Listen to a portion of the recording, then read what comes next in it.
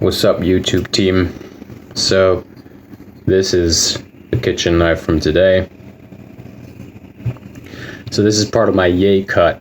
It's basically influenced by the Yakut style of forging, but I applied it to single beveled kitchen knives, and I've been making pretty small ones, but I decided to make a huge one. I haven't decided if I'm going to keep this one yet. But it came out really nicely, I think. And yeah, it's the whole point of having a hollow section here is when you rest this side on stones, it's always going to be like flat, and you push down on the edge. So one of the nice things with a single beveled knife like this is, like, unlike double beveled blades, right? Here's a laminate 52-100 core steel Nakiri. You probably can't see just yet the laminations. I've been working on the hand stones with that one. See, with this, you got to sharpen both sides. You got to maintain both sides.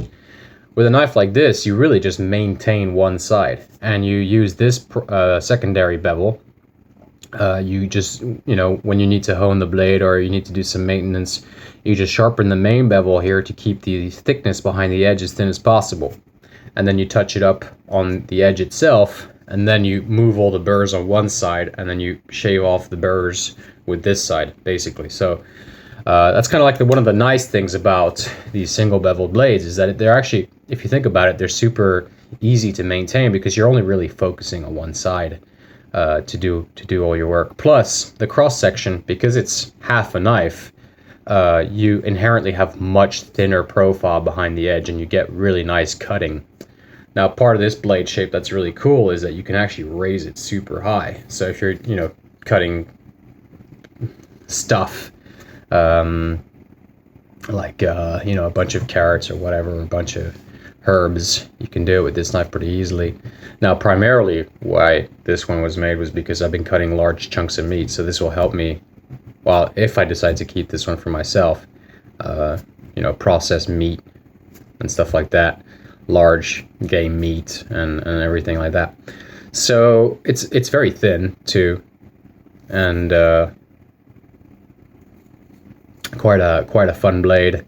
I made the bolster on this one a bit longer as well, and I haven't glued it in yet. It's just sort of held in place by friction right now. This curly birch handle that's stabilized. But yeah, this is like a type of kitchen knife I would like to make a lot more of. This is like this is something that I'm really fascinated about, this kind of design. And for the ways that I work with steel, the ways that I do the work, it makes a lot of sense to do something like this. So it's a Yakut. Yakut is the name for the kind of the forging style, but then somebody came up with the name of Yakut with a C. That was pretty cool. Yakut series. So yeah, super dope. Really fancy large blade. And I've been meaning to make larger kitchen knives anyway for a while, and this is just a really good place to start, with the Yakut series, because nobody's really making kitchen knives like this anyway. So nice chunky handle, get a good grip on there. You can even skin with this knife. That bullnose tip is pretty chill for that. And the wood of the handle goes all the way up to the front here. So it's a fun blade. I'll be making more of these. I'm tempted to keep this one. I have another one from yesterday that some of you saw.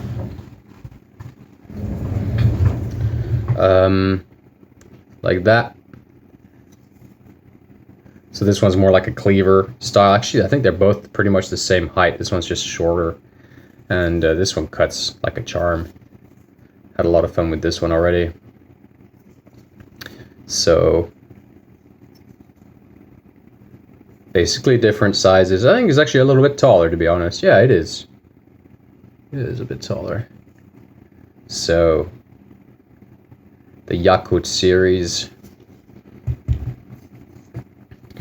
The first ones like this that I made were much smaller. They were basically like paring knife size. But This is I like this a lot. But you know, the raw material which this is forged from, it's pretty thick, so it's a lot of work to thin it down. It's a lot of smashing of steel, and it takes a while before you get anywhere with it. So I was thinking I'm probably gonna need a power hammer at some point. But isn't that neat? Isn't that cool? They even managed it so that it's shiny here as well. And so for sharpening, it might actually be better that it's not shiny here. But whatever, whatever. It looks cool like this. I think it looks really clean like this. And I'm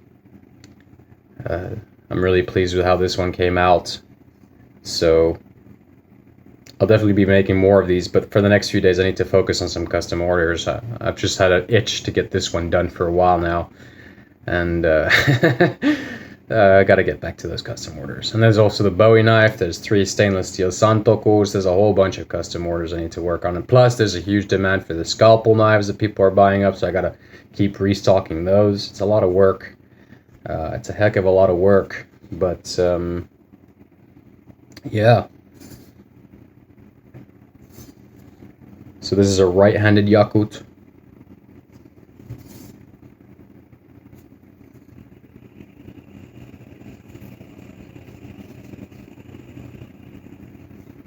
Yeah, and another thing, when the blade is, you know, proportional like this, you can put 2 hands on top of there, you know?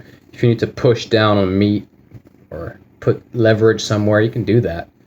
And then there's, of course, the scooping effect. You can scoop with the blade. 10 years ago, somebody asked for a custom order, basically a full steel blade, single bevel, basically like this, but actually much longer, and the handle full steel with a fat bolster and actually like a karambit ring there. And since then, I've been really curious about designing blades like that. But the problem with a full steel handle, it just fucks up your whole heat treat. I mean, you got a massive block of steel. It takes forever to cool down in the quench and stuff. So, but this type of bolster, this metallic bolster, it's the same as a integral bolster. It's metal. It's right there. And much lighter than that. I mean, this is actually, I don't have my scales here. I'll do another video in the better light tomorrow so you can see, but this is not that heavy, honestly. So just a cool little update here, guys. And yeah, it's unusual. I would understand if some people don't like this, but I also understand if some people do like it. Because this is like my ideal kitchen knife. This is like a knife design that I've been hyping up about for years. I've been making this type of kitchen knife for a long time, and it just cuts like a dream. It's just so much. It's just so nice.